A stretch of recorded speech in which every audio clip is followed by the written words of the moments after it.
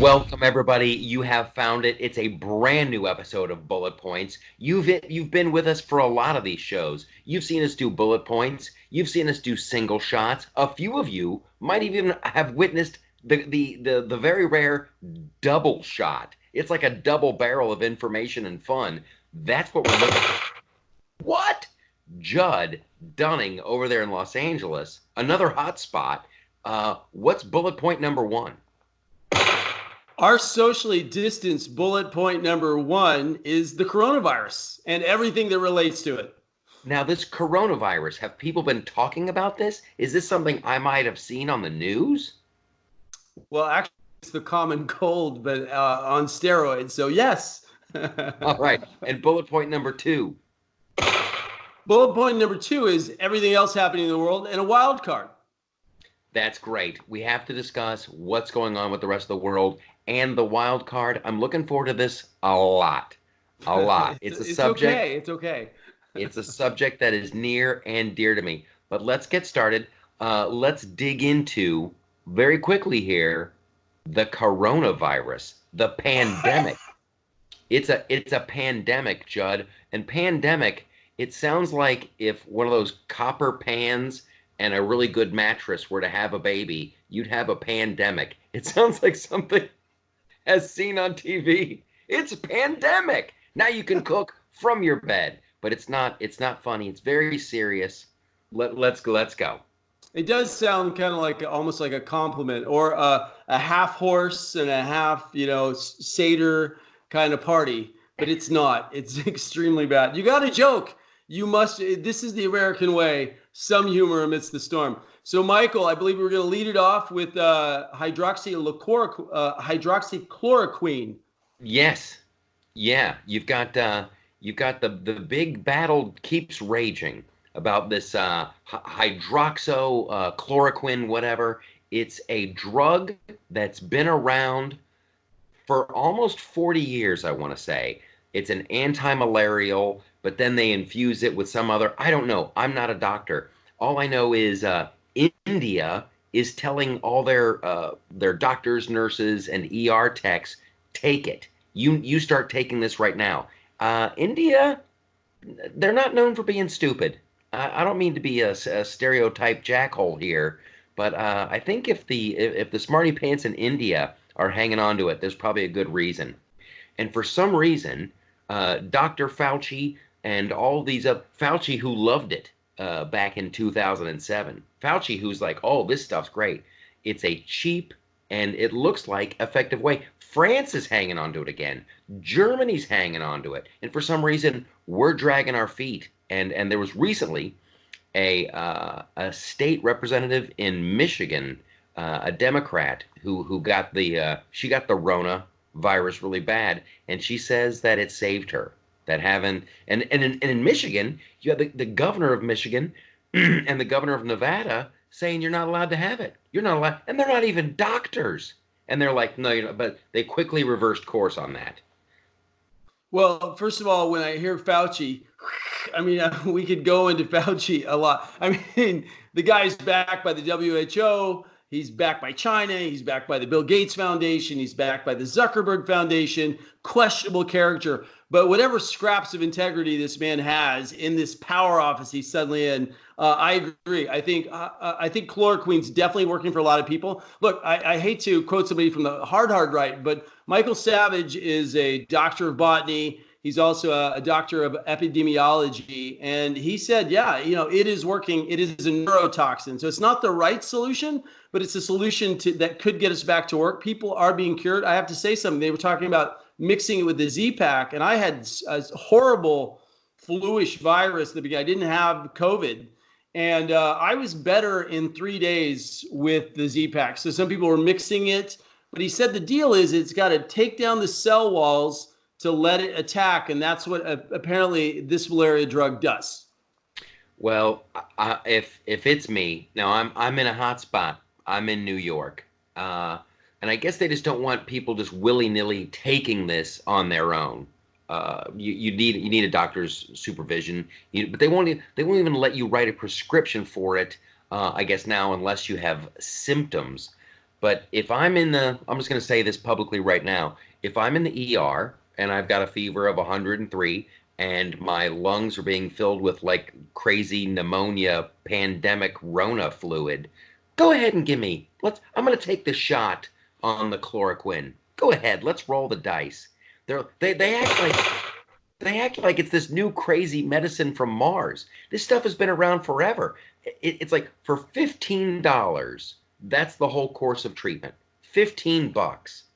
Because like on You know what? go ahead. I say, you know who hates chloroquine? The Democrats. Because no, sincerely, we have a stockpile of this all over the world. We could start shutting this down.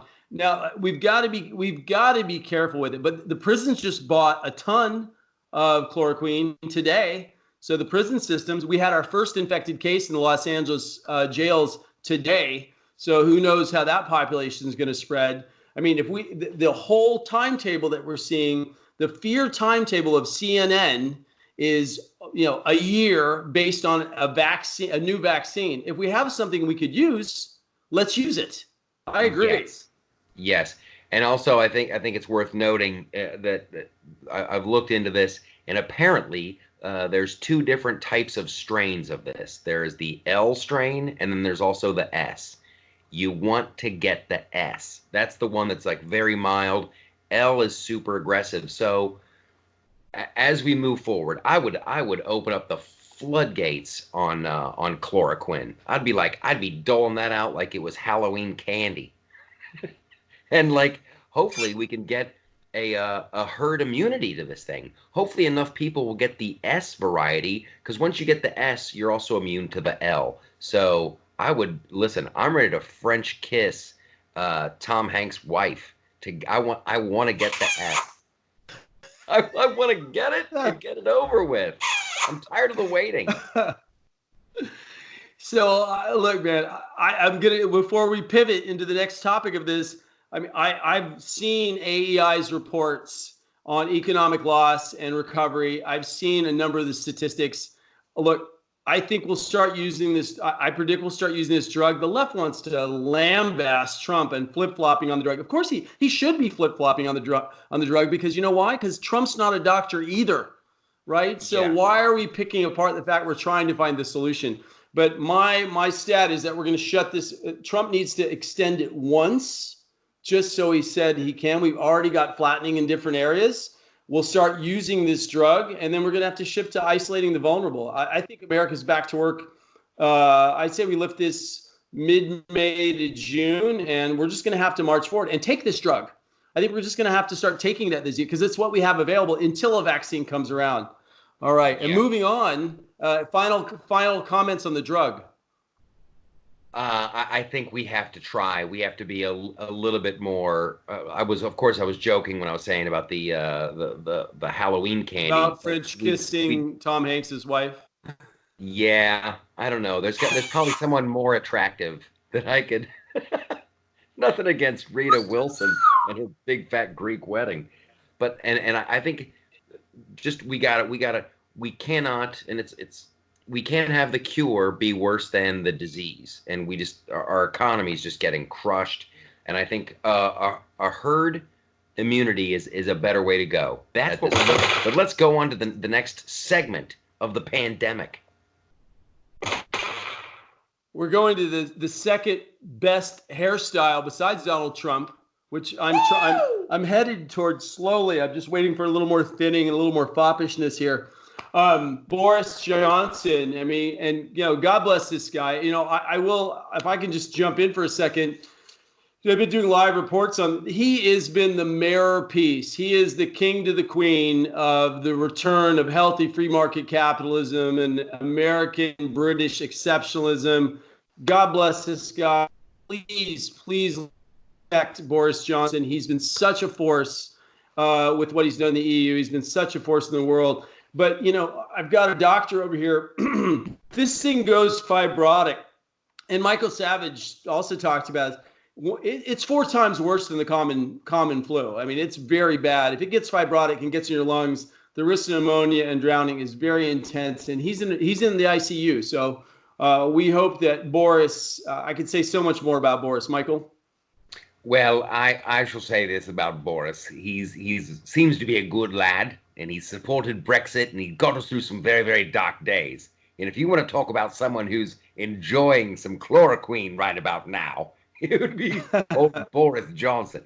I guarantee he's in that bed saying, just hook it up. Just IV that bitch. Let's have at it. And hopefully he is. That's the other mystery with this. Like when chloroquine, hydroxyl, blah, blah, blah, it works best before you get to that stage. When your lungs, when you're getting the pneumonia, when your body is fighting this invasion so hard, it starts to really affect your lung. It's too late. You need to be taking the chloroquine as soon as you possibly can. So hopefully he got it in time. Hopefully he pulls through, and hopefully the whole ICU aspect of it is just them showing an abundance of caution. I really want that guy to be okay. I don't want any. How old is Boris Johnson, Michael? Do you know? 27. He looks jolly good, doesn't he? He's smashing power, living on beef. And I think he's in his late 40s. No, really? Yeah. British people do look a little rougher a little earlier. I mean, you and I are the product of Los Angeles after moving from Ohio and Colorado. And look at us. They not everybody ages equally, baby. Not everybody. Yeah, looking good. Yeah. The problem is, and shifting over to that for a second, it's like men are just enjoying not shaving nationally. I haven't seen a clean-faced dude in like 2 weeks, man. I don't think it is our natural vibration. The Jews got it right, I think we need to just grow. Thank you, producer, anonymous producer, who was an independent, who wants to remain independent. But, last thing about Boris, he has really been a fighter for what is good and just. So, Newsflash, Judd. He's 55. 55. Yes. It's like British years are like cat years. It's rough over there. It's cold. It's damp. Lots of spotted dick and drinking and dots. All right. So, but our thoughts are out to Boris. He is part of the power duo of keeping the West alive. Right on. There you go. So, what else we got? Moving on. Let's talk a little bit about the stats today. These are just off the presses. Michael Loftus in New York. Which, my God, New York going back one step. I heard London, you have to have a ticket to go run to the store daily. They have really shut it down. New York, you're in the second most regulated place. We'll get to Newsom in a moment. But here are the stats. So as of today, we have, in the United States, we have 365,000 cases, 525 at 9:54 on April 6, 2020. I know there might be a few more. Coca-Cola, our informal sponsor. For those of you that don't like the probiotics in your natural system, burn them out with Coke. All right. So 10,925 deaths, which have really spiked heavily since May, but mid-May and April has been super intense. Here's the map. Interesting if you look at the map, guys. New Jersey, which is, it's interesting. It has to do with international products and textiles and et cetera, which we'll get to when you see Europe. A lot in Michigan. Chicago is very heavy. They're trying to make this, a lot of Black Americans have been affected. They're trying to make that more of a issue of race today, the Chicago mayor. Louisiana, and the good point of Louisiana they brought up tonight is that people party hard, they eat horribly, their obesity rates are some of the highest. So we know that this has got a lot of secondary effects. Los Angeles, and then in San Francisco, and then Washington. So a lot of the international hubs, and Florida is getting hit pretty hard right now. Let's see, what's the safest place in the United States to be? Surprisingly, besides Las Vegas, Nevada's looking pretty good. Montana and Nebraska. So pretty much wherever you don't want to live, it's time to check it out. Wow, that was rude. I would live in any one of those places. I like all those states, but I'm just saying by population. Yeah, I want to apologize to 3 states right now. I've been to all 3 states. They're amazing. But I'm just saying the most sparse states obviously are the least That's not affected. what Thank you you for. said at all. That's not what you said at all. You said the I places where love. you Hey, wouldn't I want to own property live. in Las Vegas. I fish in Montana and Nebraska. Thank you. In Nebraska, I went to rehab. So there you go. I apologize to the state for saving my life. All right. So interesting enough. And then if you go over here, Master Loftus, to use the more colonial term, Yeah. 1.3 million global deaths, 70 cases, 73,814 globally right now. Now, I don't know how that stands relative to other viruses. Have you looked into that? Now hold on a second. You said how many deaths? 73,814 globally. Okay. I thought there was millions, and I was gonna have to. 1.3 million affected cases. Well, here's the sad fact about this, and everybody wants to dive into the data, and everybody wants, oh, the data, and the numbers, and blah blah blah, and the modeling. The models have been way off. The models have been insanely off. Some jackhole from England was like, there's going to be 200,000 deaths in America alone, and then after a couple days, he's like, I might have to check my numbers again. So listen, it's gonna be what it's gonna be, and so far already they say New York, it looks like it's starting to plateau, which is great, and it's not the zombies. It's not, it's bad. Listen, anytime a human being, a life is ended, it's bad. But I don't think we'll ever really know. I don't trust. You think China's going to tell us how many people really died? How many? Well, they said no. They said no new cases today. That's one of those no new cases. Come on, unless I they're love how. killing the sick.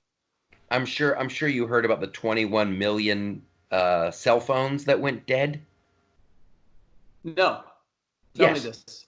Yes, there's a way to that they can track cell phones, yada yada yada. Suddenly, 21 million phone numbers in China no longer being used. They're just 21 million phone numbers that are gone. And China and like Verizon are going, well, you know what? That's from people who like they don't need that number anymore. Like maybe they had two lines. Maybe they had two lines and then like, wow, that business closed, so I guess I don't need that line anymore. 21 million? It's I don't know. I don't trust China to tell us the truth about anything. But Anything, if anything, I mean, this might be a secret war from China. I mean, there are a lot of reports out that just quickly pivoting to the last part of the stats and back. What's interesting that's is what we have this large infection. You have all of the UK, Spain, Italy, Austria. By the way, Italy's an interesting story. Italy has the highest Chinese textile markets because it's where they develop all the clothes. So they yeah. did a study of their, so they're going back and forth. China, 83,600 cases. Iran's 60,500. I don't know who's getting past the Islamo-fascist curtain. I don't know how people are getting to Iran, how this actually got here. And then the I'll, UK, but elsewise, like you said, in the warmer climates, this is proof to what you were discussing before the show. In the warmer climates, there's a lot less cases. yeah. So it is. We are about to go to spring. Here's a fun to know little fact. There's these thing called the World Military Games. Have you ever heard of those before? No. It's kind of like the Olympics of everybody's army. Everybody sends their most talented athletes and they all compete against each other in the World Military Games. Guess where they were held in 2019 in October? Where? Wuhan. Oh, I didn't. Oh, now listen. I've got a conspiracy wife and several friends. I did not know that fact. That's interesting. On top of all the 5G is in Wuhan, the first 5G city in the world, which is, I don't know. I mean, I eat out of a microwave 2 or 3 times a day because my that's how my marriage is. So I should have the virus technically. So it's hopefully it's not as bad as everyone says. I just found that very, very interesting that if you wanted something to spread, probably let it out during something like the World Military Games, where people from all over the globe are Right. in town. Right, right. Yeah, which leads the question, since we are in China, is this a bioengineering mistake gone wrong? Which I'm going to stand in that camp because we've caught people smuggling. I doubt that the bat soup happened to be across the street from a bio facility. The chances of that are absolutely insane. Oh, we just happened to eat a bad bat, which, by the way, good bat versus a bad bat is a matter of texture. Um, and claws. The claws, take off the claws, and you always want to drain the blood out of your bats because Yeah. that's not healthy. Just a few bat eating tips for those of you watching from the underworld. But there's no way. There's no way. And they caught this guy bringing stuff from Los Angeles, I believe, actually, at the border, bringing in samples. So if they started it, here's the heavy question. I'm going to go down the rabbit hole for 1 second. Think about Palestine. Palestine's theory is, hey, we lose some of our citizens to achieve our objective. We're backed by this greater objective we have through the Middle East to take down Israel, take war in the West, take our citizens. If we have to lose a few citizens, fine. Would China release this intentionally into their own population, knowing it would travel there? It's the most nefarious of questions. And I'm going to say no. I'm going to say no. I do not think that is the nature of man. A lot of people really do. Michael Loftus. The writer in me, the person who loves to write, the person who loves to read, the person who enjoys fiction and loves a good story, dude, I could go 100% Tom Clancy on this. 100% Tom Clancy on it. So it's probably, we'll never know. We'll never know. However, I always go back to the killer bees. When I was a younger man, we were all terrified of the killer bees, and it turned out what the killer bee was. It's a very aggressive bee from Africa. It's the African bee. Well, some jackhole in South America wanted to study it. He wanted to study that bee, but he didn't want to do it in Africa because he was a lazy jackhole. So he goes, well, send me some of the bees to South America. And they go, well, don't let the bees out. Whatever you do, don't. He's like, oh, I'll never let the bees out. They'll never get out. Of course they got out. Of course they did. And that's where killer bees came from. And that's why, so the scientists... Earthquake. These scientists have the best of intentions, but like, listen, there's people from this lab in Wuhan. There's people missing, right? They're just not there anymore, and that's a good gig. Like, why aren't they coming to work anymore? That's odd. Maybe it's 'cause they're dead. The whole bat thing, like I'm sure I'm sure someone enjoys a good bat soup somewhere, and it might be delicious. But I don't think this is a bat soup issue. I think this is a, hey, did you guys close up the experiment door? I thought you did. Oh, crap, it's out. I think the thing is, as we said earlier before the show, this is the bio-Chernobyl. Communism, in order for the state to control its people, the state has to look flawless and in control. Chernobyl. Norway's like, there's a massive amount of radiation flowing over our country. That's how that was detected later. They would not. We all saw the HBO special. It's fantastic.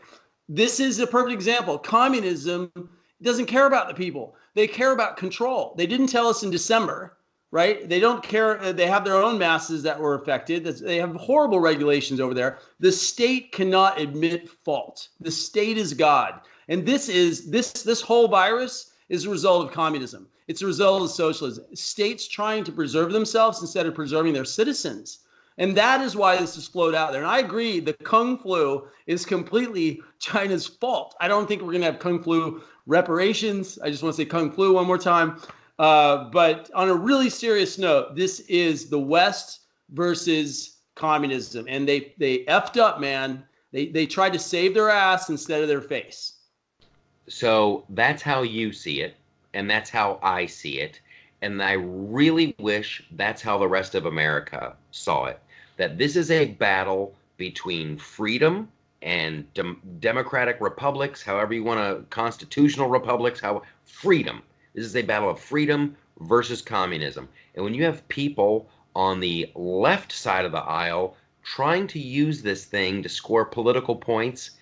Dude, I've never been so disgusted in my life. I have never been so disgusted with humanity in my life. When you have Trump on January 29th, like they were still playing around their little impeachment games, and he had formed a coronavirus task force. And then a couple of days later, he says, no more flights from China. We've got to lock this thing down. So he had a task force ready to go, and he had already stopped the flights. And you have people like Nancy Pelosi and Adam Schiff and crying Chuck Schumer going, oh, he's a xenophobe. He's a xenophobe. Come on down to Chinatown. Let's have a parade. It'll all be fine. And to have those people now say that he was asleep at the switch, it disgusts me. And when they try to sneak in their little pet projects into a stimulus package for the hardworking men and women of America and small business owners who really don't know how they're going to put food on the table, and you're going to give money to the Kennedy Center, it's beyond disgusting. This is about good versus evil, and you better, it's time to pick a side. It is a binary choice here. It's a binary choice. It's great, Michael. I think you voiced the opinion of at least a third of America. I don't think Americans are asleep to this. So let's pivot on that. That was an excellent point to Governor Newsom and state control. And then we'll go maybe to our wild card. So, for example, so you're living in New York City right now. There is some wide information about whether the emergency rooms are as full as they are, but it sounds like New York has really got it bad because of its international profile. What's it like in New York? Well, it's crazy. You've never seen anything so quiet before in your life, and just I'm not in Manhattan. I'm out on Long Island.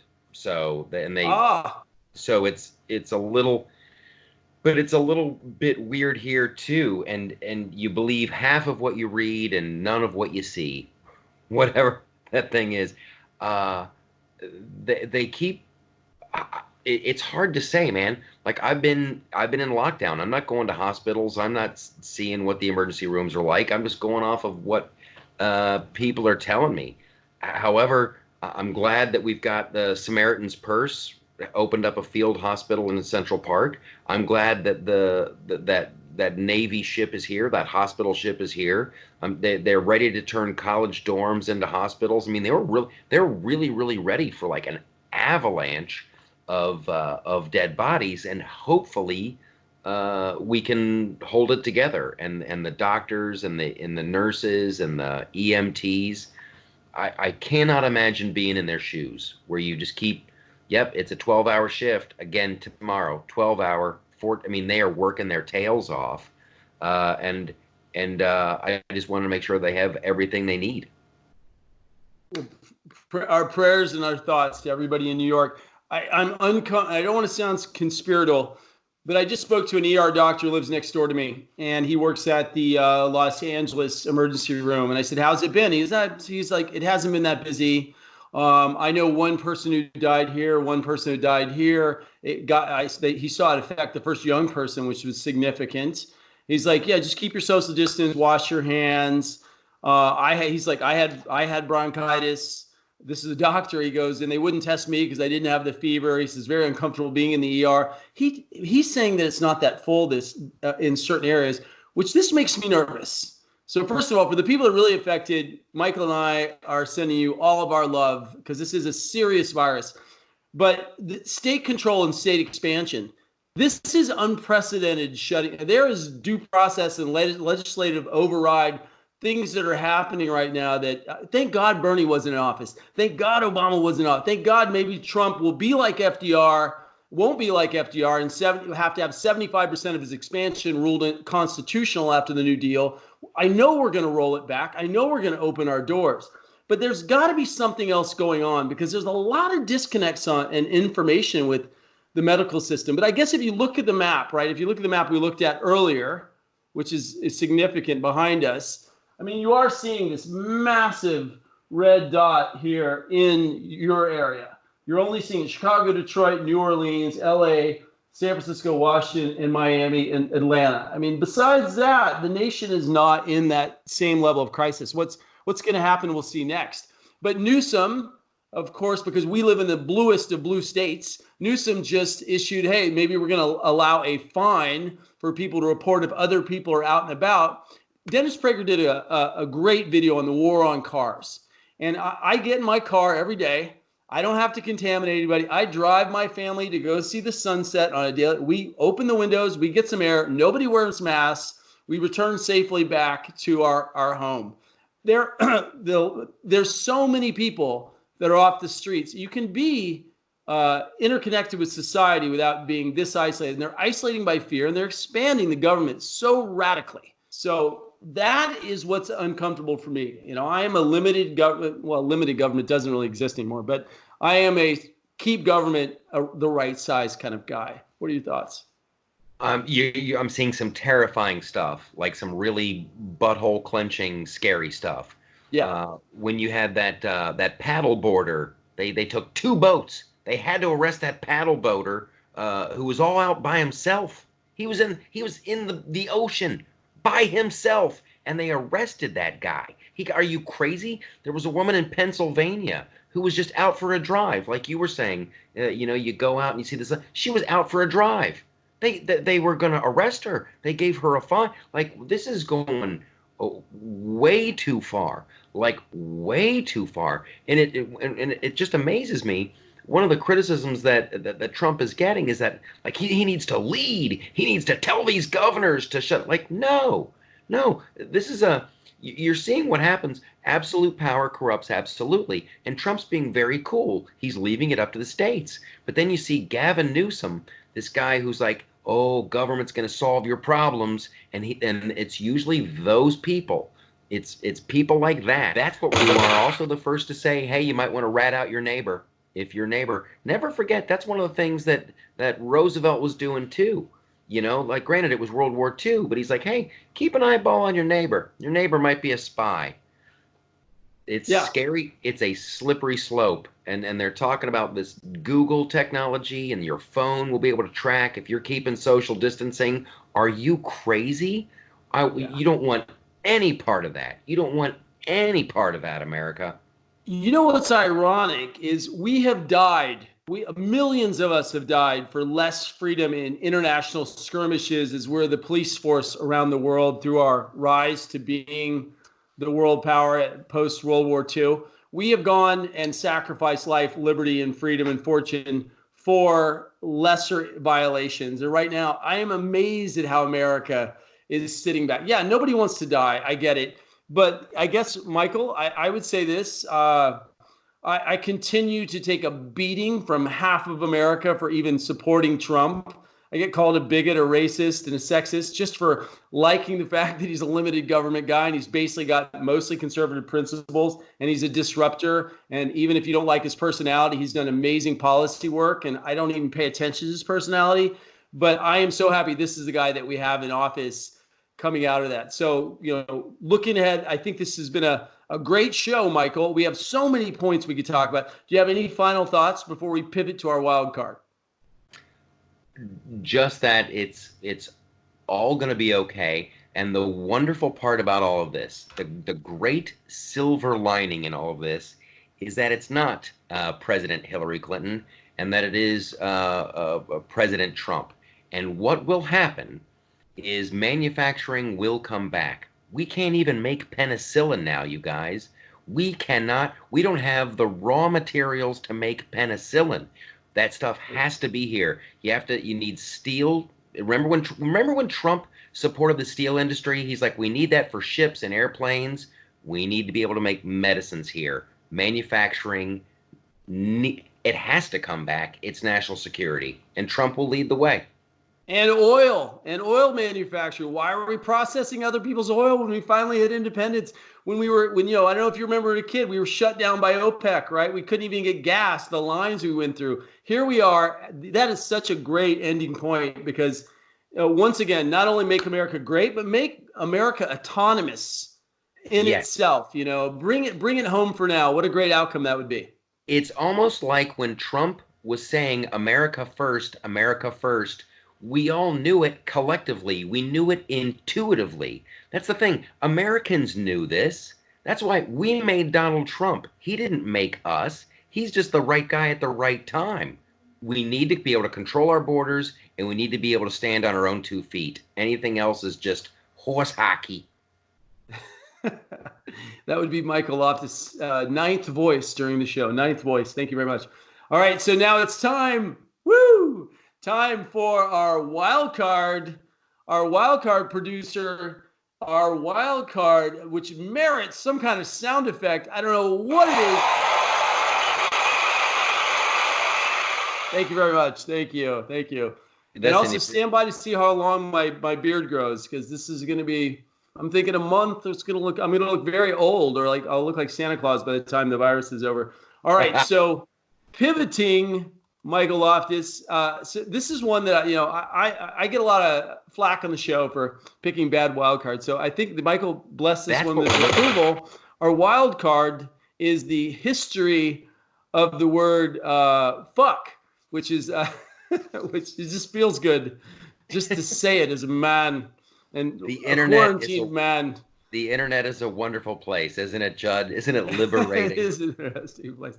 Well, the only difference for network now is we'll bleep it out, and you might see me topless.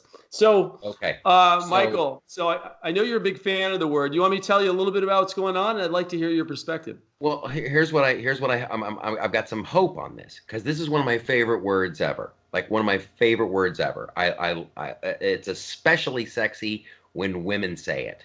It's like a thing with me. I just love it. So, woo! Yeah, it's good. I've always heard the for unlawful carnal knowledge, and I just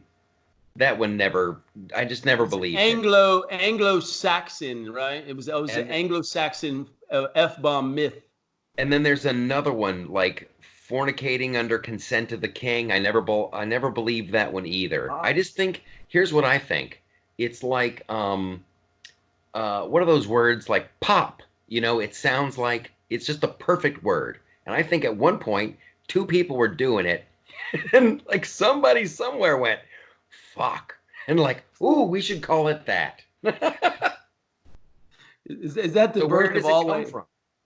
So, well, now it's interesting because in preparation for the show, we found some mixed opinions on this. Some people say it's Germanic.